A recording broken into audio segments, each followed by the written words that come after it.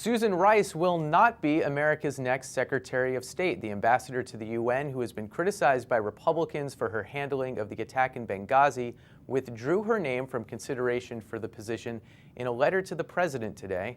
So, Gearan, why the withdrawal and why now?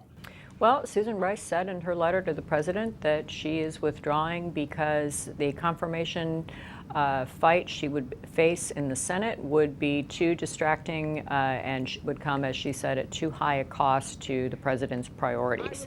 It's interesting that she acknowledges straight up that, yes, she was under consideration. She says she's flattered by that and that she's confident that she could have served ably. But she also is acknowledging that any confirmation fight would be ugly and difficult, and potentially that it wouldn't work, that she wouldn't have been confirmed. Is this the end of the Benghazi thing, or could this continue to be an investigation that dogs the second term? Well, I'm hesitant to say anything is the end of it because certainly the White House thought that the election would be the end of it. Susan Rice thought the election would be the end of it. And a lot of us would have agreed, and it wasn't. It does, though, signal the end of the sort of the main event, right? There's nothing else that the president is trying to get done that the Republicans can essentially hold out as hostage.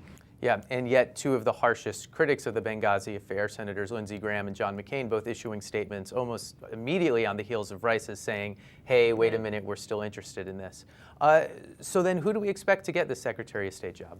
Well, the other name that's been in contention and talked about almost as often is Senator John Kerry, certainly somebody who would not have any kind of confirmation fight at all.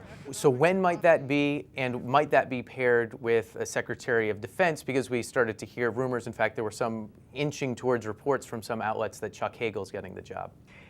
Hagel has been mentioned very prominently as the top candidate to replace Leon Panetta, and it's pretty common that the president announces those two together, and that could come as very soon. We're hearing possibility that it would be next week, which is really the last time before Christmas and then the holidays and so forth. It would be the last time before the beginning of January that it would make sense to do it. Okay, Ann, thanks a lot. Thank you.